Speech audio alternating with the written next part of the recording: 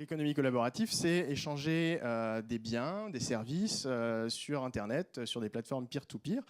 Et donc, bon, vous êtes à peu près représentatif de la population française, en fait. Moi, ma première expérience d'économie collaborative, c'était il y a 4 ans. Alors, c'était au début de Socialterre, qui était alors une association, et on était parti avec un ami autour du monde pour rencontrer des entrepreneurs du changement. En revanche, on n'avait pas un sou en poche et on devait se loger. Donc on arrive au Brésil, le problème c'est qu'il faut se loger avec peu d'argent. On avait entendu parler d'une plateforme qui s'appelle toujours Couchsurfing, et donc qui permet de loger chez l'habitant, tout ça gratuitement. Alors, attends, c'est dans l'autre sens. Voilà, c'est comme ça. Voilà. Complètement, pas de souci. Voilà, en revanche, je ne sais pas du tout maîtriser ce genre de choses. Voilà, je vais commencer direct sur celle-là. Et donc, cette plateforme, on se crée une page sur un profil comme sur Facebook, et puis on se connecte à un inconnu. On lui demande: est-ce que je peux loger chez toi? Alors, c'est un peu bizarre quand même, mais on attend 1 heure, un jour ou plus, et puis finalement, il répond, alors oui ou non. Et là, on se retrouve chez cette personne qui nous loge gratuitement et qui nous fait en plus découvrir sa ville, ses amis, etc. Et donc là, on a vu la puissance et l'intérêt d'une plateforme peer-to-peer, notamment dans le logement, parce qu'en fait, c'est dans plein de domaines. C'est qu'avec un total inconnu au bout du monde, au Brésil, en Inde, etc., on a pu nouer une relation de totale confiance et d'aller chez lui. C'est quand même le plus intime qui soit comme changement de procédé. Et donc, on a recommencé 3 ans plus tard, parce que Socialterre, du coup, a changé avec un nouveau projet, qui était un magazine papier. Et donc, le projet avait changé, mais on avait toujours 0 argent en poche. Et donc, on s'est dit, on avait entendu parler du crowdfunding, on s'est dit, pourquoi pas demander aux internautes. Et donc, on est allé demander aux internautes ce qu'ils pensaient de notre projet. Et certains l'ont validé, certains l'ont poussé. Et donc, on a pu lever 9 000 € en 60 jours. Et donc, ce que je veux dire par là, c'est que la puissance de l'économie collaborative, et je vais rentrer un peu plus dans le détail, c'est vraiment de pouvoir, sur ce genre de service ou d'échange de procédés, se passer totalement d'intermédiaire. Il y a toujours une plateforme, mais on peut se passer d'intermédiaire et créer quelque chose qui est de l'ordre de l'économie et plus large. C'est-à-dire qu'il y a vraiment une relation de confiance quand on va chez quelqu'un, quand on prête un objet ou quand on prête de l'argent ou qu'on en donne. Nous, dans notre cas, c'était du don contre don. Et donc, je citerai cette intro, la fin des pyramides. Oui, est-ce qu'on est en train de passer à un système où les gens s'organisent en réseau et n'ont plus besoin de passer par des points centraux qui délivrent un produit? Alors, si, toujours, mais en revanche, derrière, on peut s'organiser, échanger et créer de la valeur, finalement, juste en se connectant sur des plateformes qui matchent une offre et une demande. Et donc, alors ça a été popularisé, cette notion d'économie collaborative, par certaine Rachel Botsman, qui a écrit un bouquin en 2011 qui s'appelle What's Mine is Yours. Et donc, ce que ça veut dire que tout ce que j'ai en ma possession, vous pouvez aussi l'avoir. Et finalement, on peut, comme ça, accéder aux biens, une perceuse, des jouets, des vêtements, un bateau, etc., juste parce que quelqu'un l'a en sa possession et nous le met à notre disposition. Et donc, on a évidemment très connu Airbnb pour loger chez un habitant à l'autre bout du monde. C'est une des plus grosses boîtes de l'économie collaborative, on va y revenir. 500 000 logements répertoriés, dont 20 000 à Paris. Alors, à l'inverse, c'est là où on voit la disparité des modèles. On a Couchsurfing, où là, je vais gratuitement chez quelqu'un, donc je ne paye pas, et cette personne tout simplement m'accueille. Et là, on joue sur le don contre don, c'est-à-dire qu'on mise sur l'avenir que moi aussi, quand je reviens à Paris, je vais loger des gens. Zilloc avec du prêt d'objets et de la location d'objets. Blablacar sur le covoiturage. Donc on peut évidemment partager une voiture, s'échanger des voitures ou faire des trajets ensemble. Et puis la finance. Donc nous, c'est ce qu'on a fait. On est allé sur KissKissBankBank et puis on avait demandé de l'argent. Et en l'occurrence, plus que ça, puisque les gens validaient notre projet en nous donnant, en préachetant un numéro. Donc ça nous a donné un double crédit. Donc au-delà de l'échange économique, il y a une vraie plus-value sociale dans tous ces projets-là. C'est-à-dire qu'on est dans quelque chose d'émotionnel également. C'est-à-dire que les gens nous accompagnent, ils valident le projet et on crée une communauté. Et donc, pour résumer très, très basiquement, parce que je ne sais pas si tout le monde était familier avec le concept, la notion, ça touche 3 choses. La consommation, avec tous effectivement ces déclinaisons, location, échange, troc, donc contre-don et prêt, achat groupé. Par exemple, je peux acheter des légumes à un producteur directement. Comme ça, il a zéro déchet, il vend tout et on est en circuit court. Donc ça s'appelle par exemple La Ruche qui dit oui. Il y en a 300 en France. C'est en train d'exploser en Europe. Ça touche également la production. Je pense que vous l'avez vu avant avec les makers, etc.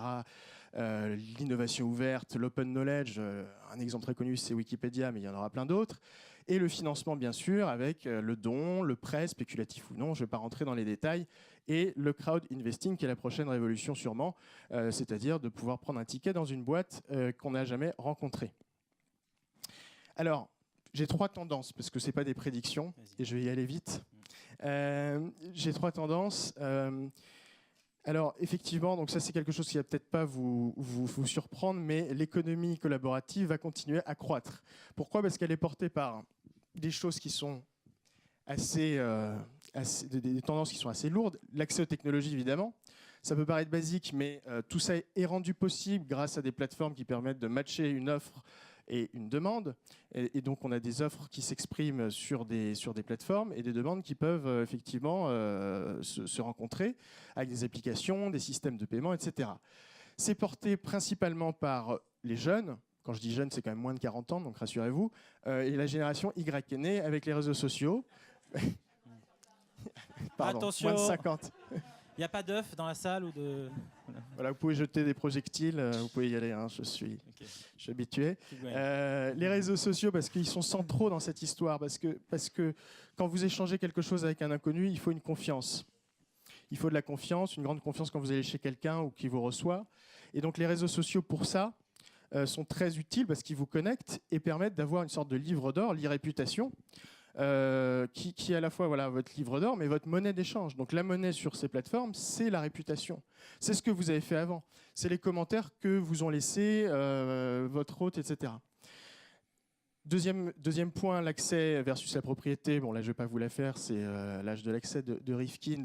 Mais ce qu'il faut bien dire, c'est que tout ça n'est pas complètement utopiste, c'est du bon sens pratique, c'est-à-dire qu'économiquement, c'est évidemment plus rationnel de consommer mieux avec moins, d'acheter une 2 chevaux pour avoir une co-Rolls-Royce, c'est pas l'inverse, de consommer moins éventuellement, pour certains, et donc de réveiller la belle endormie, ce que je mets là, c'est-à-dire qu'on a des tas d'objets chez nous qui sont sous-utilisés, hein, parfois moins de 4% du temps, ou voire moins, et donc on peut se dire, mais alors, pourquoi les avoir créés et les avoir achetés? Donc on peut en tirer profit, entre guillemets, donc il y a des gens qui deviennent véritablement des micro-entrepreneurs du collaboratif, et qui font ça quasiment la moitié de leur temps, de louer des choses qui sont chez eux.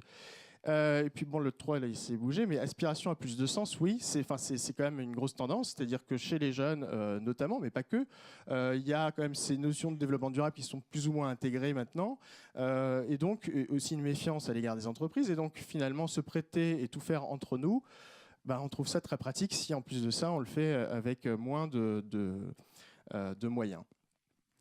Et donc, on a une économie collaborative qui est plus du tout marginale. Je vais aller très vite sur cette slide parce que ce sont des chiffres et vous pouvez éventuellement les retrouver. 48% des Français pratiquent régulièrement la consommation collaborative, donc je crois qu'on était un peu en dessous aujourd'hui. Et 92% des adeptes de la consommation sont prêts à la collaborative, à la pratiquer autant ou davantage. Donc c'est quelque chose qui va être durable et qui va effectivement recruter de plus en plus de gens dans ces domaines. On est plutôt, pour moi, sur le collaboratif, à partir du covoiturage, parce que là, ce que vous avez en revente d'objets, c'est plutôt du eBay, etc. Donc c'est un peu la première génération.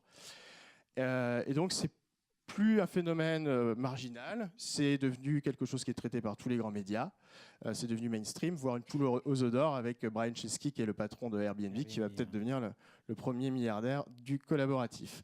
Alors deuxième tendance, ready to fight. En gros, tous ces succès amènent des obstacles et des frictions. Et là, le premier défi majeur, ça va être les acteurs en place, bien sûr, parce qu'ils sont complètement déboussolés et désarmés face à cette tendance de fond qui est la désintermédiation et la fin des pyramides. grâce aux réseaux sociaux et à cette économie. Donc les acteurs en place vont effectivement toujours être en friction et vont... alors là, on le voit sur les taxis. Alors bon, ils ont commencé à taper des gens d'Uber. Bon, là, c'est vraiment symptomatique. Mais c'est la guerre. C'est la guerre. Mais c'est un peu la même chose, par exemple, sur le crowdfunding. Évidemment, les banques sont très... regardent ce phénomène de très près. Les plateformes de crowdfunding se font approcher tous les jours par des grandes banques. Le problème, c'est que j'entendais tout à l'heure, on voyait une annonce de Société Générale. Voilà. Je ne sais pas si les grands groupes, et notamment les grandes banques, peuvent faire du crowdfunding de la même façon. Parce qu'il y a quand même quelque chose en plus que juste mettre en lien des gens avec des projets. Il y a quelque chose de cool quand on va sur KissKissBankBank.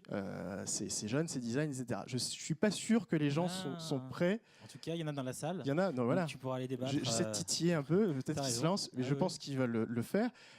Je pense que les résultats ne seront pas les mêmes. Mais à voir, évidemment, parce qu'une autre tendance sera le mix, évidemment, de toutes ces économies.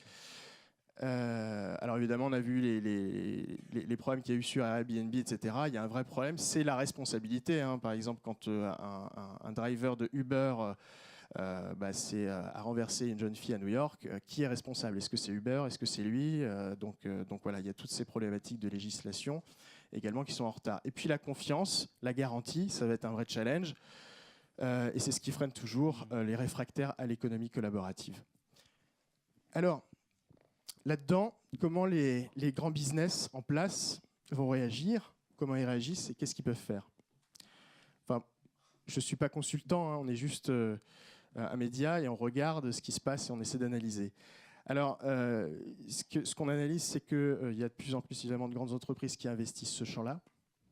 Depuis TripAdvisor qui avait a racheté Flipkey en 2008, mais surtout Google qui a investi avec General Motors 13 millions de dollars dans Relay Rides, qui est en fait un service de prêt de voitures entre particuliers.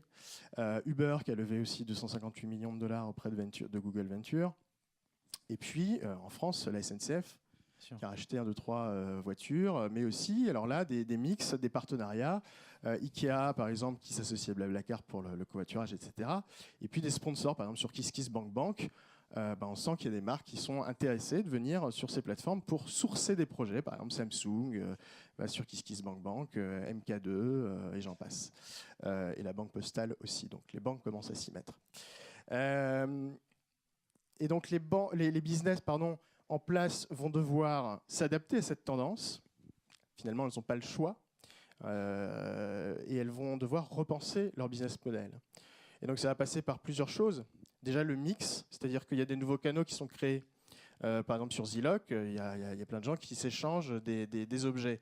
Donc, le problème, c'est quand je cherche une tente un week-end dans l'Aveyron, je n'ai pas forcément quelqu'un dans les parages qui peut me la donner. Donc du coup, là, c'est utile d'avoir une entreprise qui est spécialisée sur les tentes dans l'Aveyron et qui propose en complément ces services. Donc là, on va voir, et ça c'est une tendance qui va se vérifier, c'est le mix entre les particuliers qui sont sur ces plateformes et qui proposent des objets, et les professionnels. Il s'est passé la même chose pour eBay avec les marketplaces, etc. Donc ce mix-là va faire que tout ça va être de plus en plus flou, mais que les consommateurs, en revanche, cherchent toujours des produits toujours plus durables. Donc là, en termes de produits, je pense que les entreprises l'ont compris, elles vont devoir s'adapter et sortir effectivement de l'obsolescence programmée. Et puis une troisième façon de s'adapter, c'est la co-construction, évidemment, avec la co-construction de produits, de services avec les clients qui deviennent de véritables partenaires.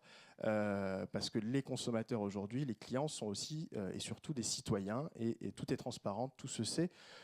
Tout se sait, pas tout, mais il faut le savoir, et c'est une vraie donnée sur laquelle il faut miser.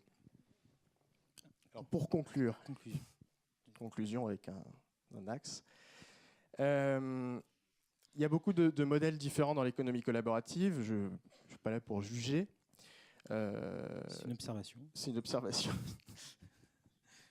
Mais il se trouve qu'il y a effectivement deux axes avec du global et du local, et puis du for profit ou for benefit.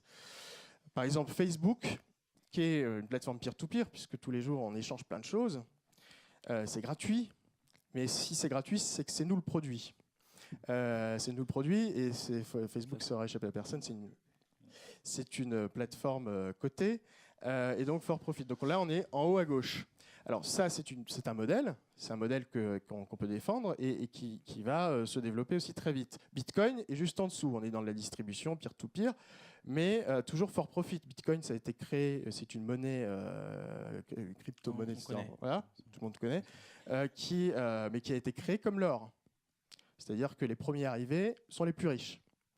Moi, j'ai tendance à dire, essayons d'aller de plus en plus vers le global for benefit, vers le Wikipédia, vers des choses qui exploitent véritablement le collaboratif et le peer-to-peer, c'est-à-dire créer des choses qui ont un impact social, qui ne sont pas forcément pour des actionnaires, même si j'ai rien contre les actionnaires, puisque un jour on en cherchera peut-être, et qui soient à un niveau global, c'est-à-dire qui touche le plus grand nombre de gens. Et donc c'est un peu voilà, cette contradiction people versus profit.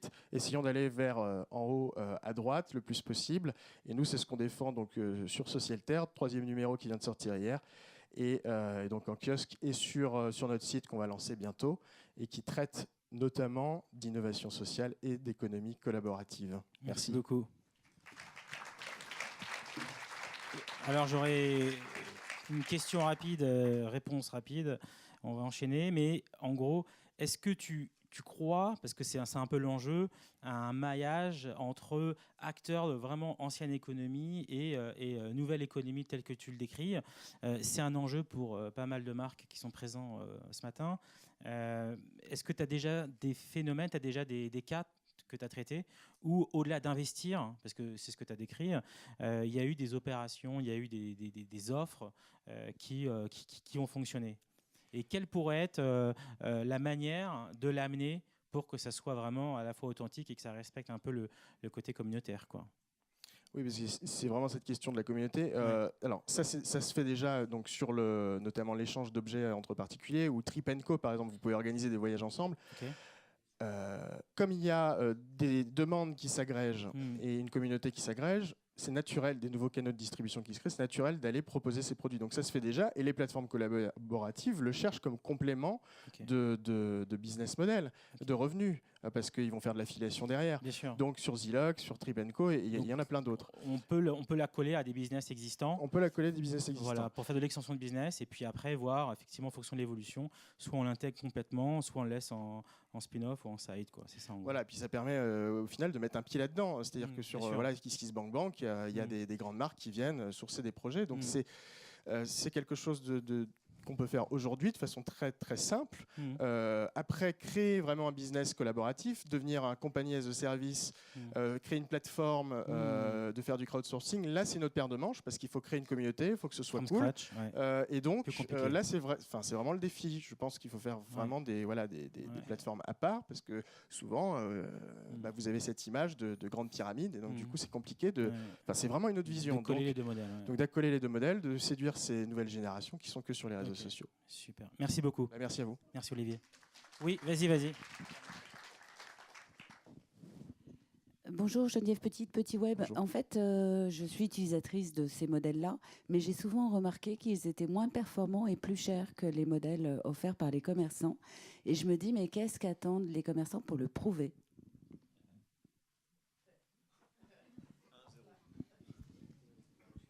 Alors, c'est pas moins cher parce que quand on prend... Oui, c'est possible.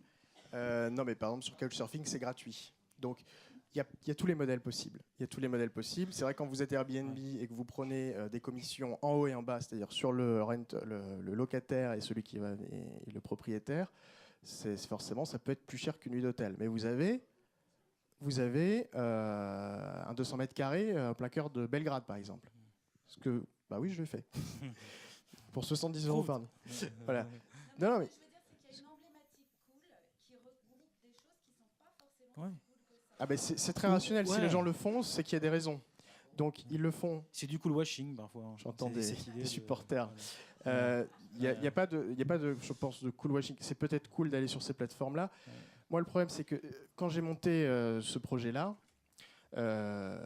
j'aurais pu aller voir des investisseurs, des business angels, ma famille ou mes poches. J'avais rien. Donc du coup, ce qu'on a fait, c'est en allant voir des internautes et ils ont préacheté le numéro. Finalement, ils n'ont pas investi.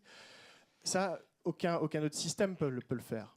Donc, je suis allé directement voir ces gens-là et donc la foule, si j'ose dire, a validé le projet. Donc là, pour le coup, ce qu'offrent ces plateformes, c'est le pair à pair. Après, que ce soit plus cher ou pas, moi, je m'en fiche. Enfin, je veux dire, c'est effectivement, c'est aux gens de juger. Ce sont quand même encore un peu des homo economicus. Maintenant, il y a plein d'autres considérations autour, notamment le fait d'être lié avec quelqu'un. Enfin, c'est-à-dire quand on échange avec quelqu'un, on le voit. Bon, il y a par exemple la machine du voisin. Est-ce que les gens le font pour ne pas aller au lavomatique? Non, je pense pas. Ils le font aussi pour rencontrer des gens.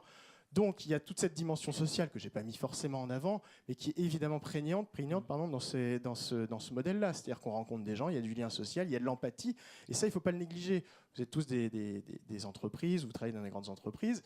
C'est quelque chose qui est pas apparu comme ça. C'est juste que on révèle la capacité des gens d'échanger, de créer du lien, grâce à ces plateformes. Donc ça, c'est un vrai point. Évidemment, après, il va falloir travailler sur les business models pour que ce soit vraiment économiquement viable et intéressant. Merci beaucoup. Merci à vous. Salut. À tout à l'heure.